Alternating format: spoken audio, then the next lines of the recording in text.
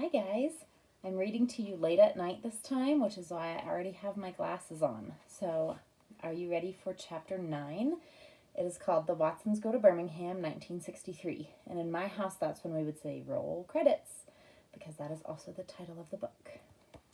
Chapter 9. That Sunday I got up early. There weren't any cartoons on then, but it was always fun to wake up and not have to worry about going to school. When I got into the living room, I was surprised to see the front door open. I looked outside and saw Dad sitting in the brown bomber. I guess he was listening to records because he had his arm across the seat and was beating his hand up and down like it was a drum. I ran back upstairs to the bedroom and changed out of my pajamas. I peeked out of the bedroom window to make sure Dad hadn't left. He was still in the car, so I ran downstairs and through the front door. I remembered and caught the screen just before it slammed. I tapped on the window and Dad turned and smiled at me, then pointed to the passenger side for me to get in. I ran around the car and climbed in. Hey, Kenny. Hi, Dad. How'd you sleep? Okay, I guess. Go on in and get yakety yak and sit with me for a while. That's okay, I'll just listen to what you're playing. We listened to a couple of jive songs, and then I said, Dad, does Byron really have to go to Alabama? Couldn't we just drive down to about Ohio and pretend we're going to leave him to scare him? Dad looked at me and smiled kind of slow. He reached over and turned the Ultra Glide down a little bit. Kenneth, I know you're going to miss Byron. We all will. But son, there are some things that Byron has to learn, and he's not learning them in Flint. And the things he is learning are the things we don't want him to. Do you understand? No. Dad turned the Ultra Glide down a little more. He looked like he was thinking whether or not he should tell me something. He was looking straight at me, and even though it was real hard, I looked right back at him. I tried to look real intelligent, and I guess it worked, because finally Dad said, Kenny, we've put a lot of thought into this. I know you've seen on the news what's happening in some parts of the South, right? We'd seen the pictures of a bunch of really mad white people with twisted up faces, screaming and giving dirty finger signs to some little Negro kids who were trying to go to school. I'd seen the pictures, but I didn't really know how those white people could hate some kids so much. I've seen it. I didn't have to tell Dad I didn't understand. Well, a lot of times that's going to be the way of the world for you kids. Byron is getting old enough to have to understand that his time for playing is running out fast. He's got to realize the world doesn't have a lot of jokes waiting for him. He's got to be ready. Dad looked at me again to make sure I was understanding. I nodded. Grandma Sands says it's quiet down where they are, but we think it's time Byron got an idea of the kind of place the world can be, and maybe spending some time down south will help open his eyes. I nodded my head again. Mama and I are very worried because there are so many things that can go wrong to a young person, and Byron seems bound and determined to find every one of them. Now, do you really understand why we're sending Byron to Birmingham? I think so, Dad. Good, because Kenny, we've done all we can, and it seems the temptations are just too much for By here in Flint. So hopefully the slower pace in Alabama will help him by removing some of those temptations. Hopefully he can see that there comes a time to let all of the silliness go. By'll be back. Maybe at the end of the summer, maybe next year. It's completely in his own hands now. I loved when Dad talked to me like I was a grown-up. I didn't really understand half the junk he was saying, but it sure did feel good to be talked to like that. It's times like this when someone is talking to you like you're a grown-up that you have to be careful not to pick your nose or dig your drawers out of your butt. Okay, Dad, thanks. He smiled again, turned the Ultra Glide back up, and ran his hand over my head. Some of the time when you think about being a grown-up, it gets to be kind of scary.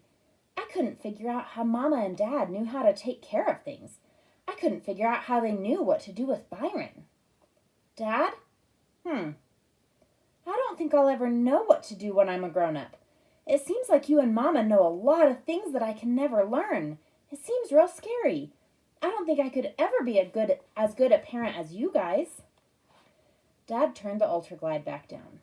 Kenny, do you remember when we used to go on drives and I'd put you in my lap and let you steer the car? I smiled. Yeah, does that mean I get to do it on the way to Alabama? Sure, but that's not what I meant.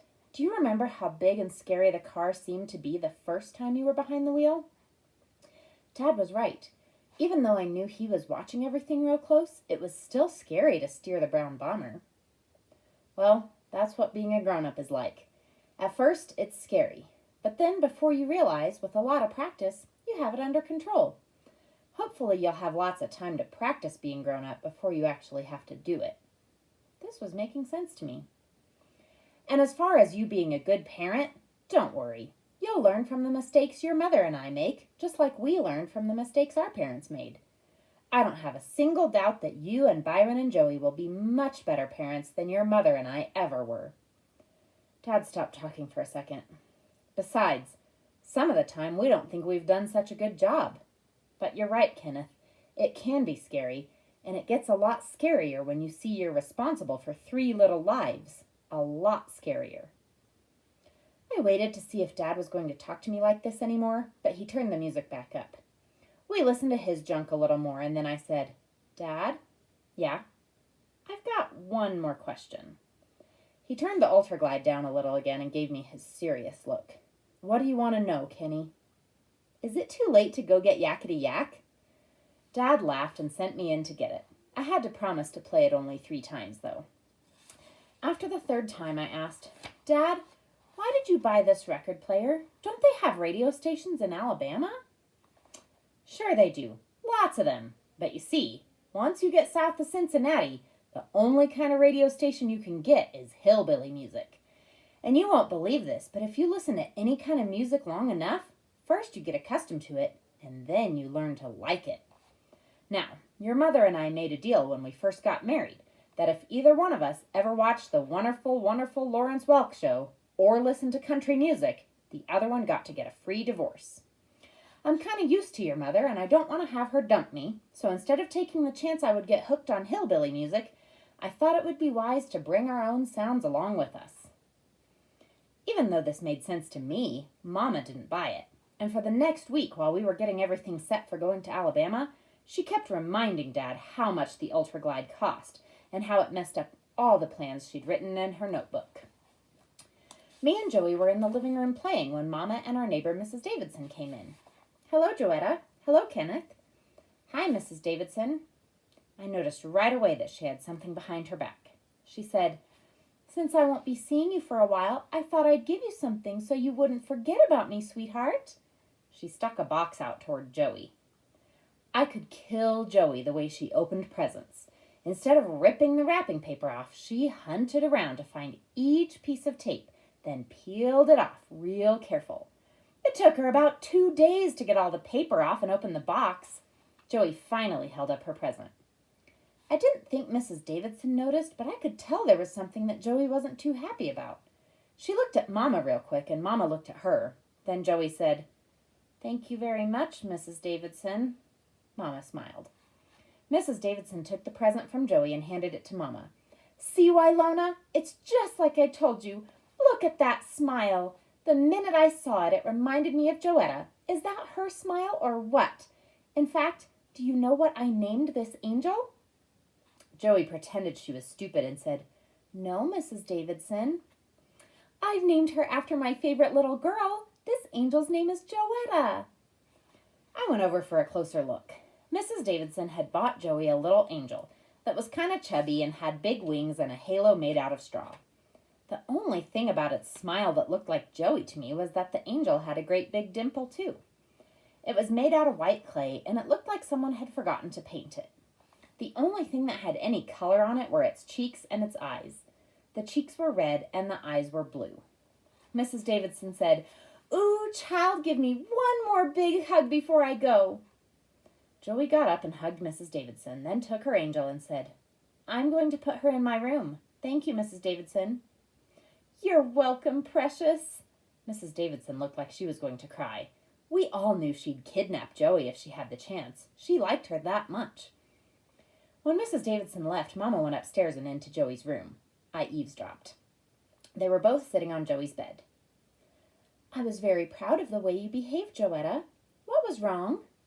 That angel, Mommy. Oh? Mrs. Davidson said it reminded her of me, but it didn't look like me at all. Mama looked around the room. Where'd you put it? It's in my socks drawer. Joey was so neat, she had a separate drawer for socks. Mama went and got the angel and sat next to Joey. Sweetheart, I can see how it reminds her of you. Look at that dimple. But, Mommy, it's white. Mama laughed. Well, honey, I can't say it isn't, but an angel's an angel. What do you think? Maybe, but I know that angel's name isn't Joetta Watson. Well, I'm glad you didn't hurt Mrs. Davidson's feelings. Keep the angel around. You might get to like it. Where do you want me to put it? Back under the socks. Mama laughed. The only one who didn't do anything to get ready to go to Alabama was Byron. He acted like nothing was going to happen, even though Mama got a bunch of our clothes together and put them in suitcases. The smelly green pine tree was hung from the rearview mirror, and all the lists and figuring were done, but Byron acted like he didn't notice. Even after a few more yelling phone calls were made to Alabama, Daddy Cool just kept being cool. Byron didn't even get nervous when Mama packed a whole bunch of food in the giant green cooler we borrowed from the Johnsons. After all of this stuff, it was finally the night before we were supposed to leave. We'd just got in bed. Byron was up in his bunk and I was down in mine. I was so excited that I was talking a mile a minute, but I was talking to myself. Byron wouldn't answer or anything. There was a knock at our bedroom door. Come in. It was Mama and Dad. Mama said, "Lights out, Kenneth. Byron, you come with us." "What for?" "We thought since this was the last night you were going to be spending in Flint for a while, that you might like to sleep in our room tonight." You thought what? Byron had a way of saying stuff in a few words that made it seem like he was saying a whole bunch more. "Come on, By. You're bunking with us tonight," Dad said. "Aw, man." Byron jumped out of the top bunk and gave me his death stare. I just shrugged. I guess the grapevine had gotten back to Mama and Dad that By was going to make a prison break tonight before he got transferred to Alabama. He thought I was the snitch, but it was Joey. She knew if Mama and Dad got up in the morning and Byron had flown the coop, that he'd really be a dead man when they finally recaptured him. So I guess she saved his life by snitching. But By sure didn't appreciate it. I sneaked out of bed after Mama and Dad arrested Byron. I was too excited to sleep and too excited to read. I looked out the window at the brown bomber and couldn't believe it was going to take us all the way to Alabama. The trip didn't become real to us until 9 in the morning when we were in the car waving goodbye to Rufus and heading toward I-75, a road that runs all the way from Flint to Florida. One road! We weren't even on the expressway before Mama started reading out of her notebook and telling us everything that was planned for the next 3 days. Day 1, today. We leave Flint and drive for 300 miles in about 5 or 5.5 hours. That will take us to Cincinnati.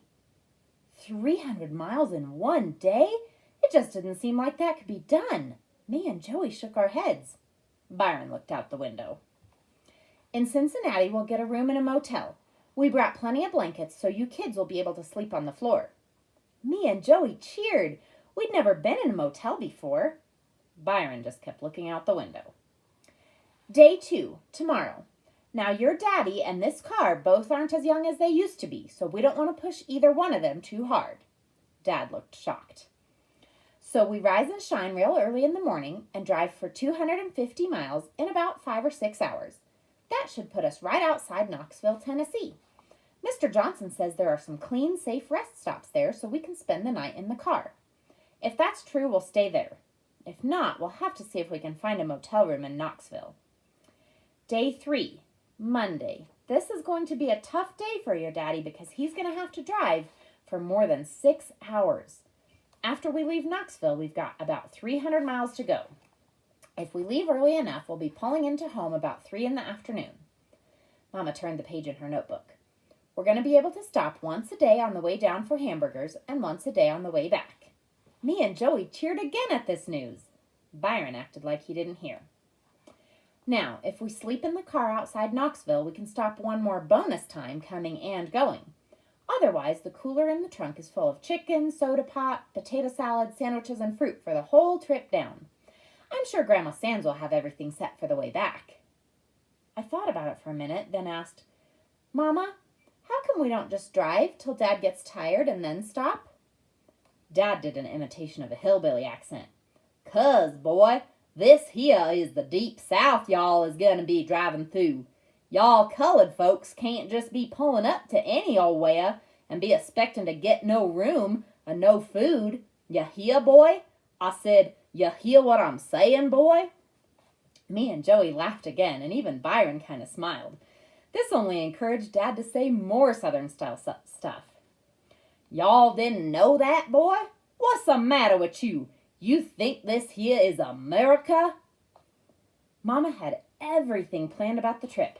Everything. Where we'd eat, when we'd eat, who got bologna sandwiches on day 1, who got tuna fish on day 2, who got peanut butter and jelly on day 3. She'd figured out how long we could hold it between going to the bathroom, how much money we'd spend on hamburgers, how much was for any emergencies, everything. She figured out who'd get the windows on each day and who was responsible for keeping paper and junk from piling up in the car. When she finished reading all that stuff to us, I asked her if I could look at the notebook. She handed it to me, and I saw written on the cover in big black letters, "The Watsons Go to Birmingham, 1963. She'd even drawn a picture of a flower with a big, fat, stupid bird trying to land on it. Man, Mama sure is a bad artist. Why is this bird trying to land on a flower, Mama? Dad cracked up. Ooh, Kenneth, I asked her the same thing, and she was highly offended. Mama said, that's a bee, not a bird. I guess if you squinted up your eyes, it might look like a bee, but not too much. Mama had also gone to the library to look up stuff about every state we'd travel through. We heard a bunch of boring junk about the expressway. How many years it took to finish it, how many miles long it was, how much it cost to build it, how it ran all the way from the Upper Peninsula in Michigan to Florida. All kinds of thrilling news. The only thing that was a little bit interesting was how many people got killed and hurt making the road. You would never think putting an expressway down was so dangerous. She'd bought books and puzzles and games too. She really did try to make the trip interesting. The most interesting part for me, though, was going to be Byron. 2 days before we'd left, Buphead came by to visit Byron. The three of us were in me and Vi's bedroom.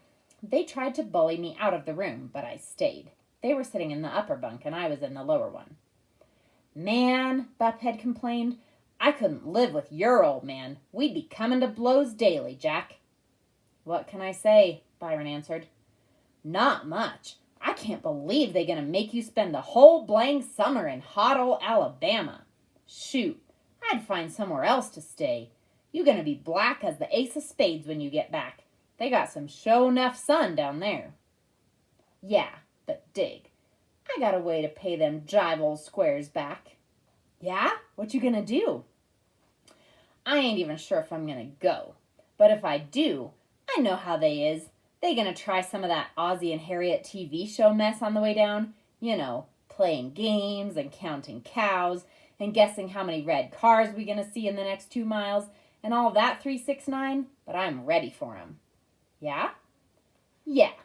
I got something that'll mess that junk up for all of 'em. What's that, Daddy-O? Byron remembered I was still in the lower bunk and stuck his head over the edge, then pointed at me. You say one word about this to anyone and I'm going to jack your little lightweight behind up, you hear? I said, aw, man. By disappeared back into the top bunk. Yeah, Buphead, if I do go, I'm going to go that whole blank trip, and no matter what they do to me, I ain't going to say one single word. Whoa, how long that trip going to take? 3 days. Cool, that'll show 'em. They slapped palms and Bi said, yeah, you know it will. But as soon as we got to Detroit, Byron said, how we going to work this record player? Dad looked in the rearview mirror and said to Bi, what do you mean? We going to take turns? Well, Byron, I don't think we'll be playing it for quite a bit yet. We can carry CKLW all the way down into Ohio, and they play some pretty good music. Yeah, but when we do play it, we gonna take turns? Sure. Cool, am I first? Sure, we'll go by seniority. Dad was in the United Auto Workers at work, so seniority was real important to our house. Cool. I couldn't help myself. I leaned over Joey and said kind of quiet to Bi, I guess you really showed them, didn't you? Boy, they were really begging you to talk, weren't they, Daddy-O? Byron made sure Joey wasn't watching, then flipped me a dirty finger sign and made his eyes go crossed. On the left, kids, is Tiger Stadium. Mama was pointing out all the important things we passed on the way. As the payback for giving me the dirty finger, I said out loud to Bi, "How many cows you counted, Bi? How many red cars so far?" He gave me his famous death stare, then leaned over Joey and whispered, "No cars, no cows, but I counted yo' mama 6 times already." I couldn't believe it. What kind of person would talk about their own mama? I said, "That's your mother too, stupid." I knew he didn't care, though, but I had to get him back, so I called him the only thing that bothered him. I said, "You might have counted my mama 6 times, but have you counted your mouth lately, lipless wonder?" I got him. He showed his teeth and said, "You little," and tried to grab me. Dad's eye was in the rearview mirror. "All right, you two. I said no nonsense, and I don't mean maybe." Byron used silent mouth language to say, "I'm going to jack you up in Alabama, you punk." So as we drove down I-75 headed for Birmingham, I felt pretty good. Even though every time I looked at Bi, his eyes were crossed, I didn't care, because this one time I bugged him more than he bugged me.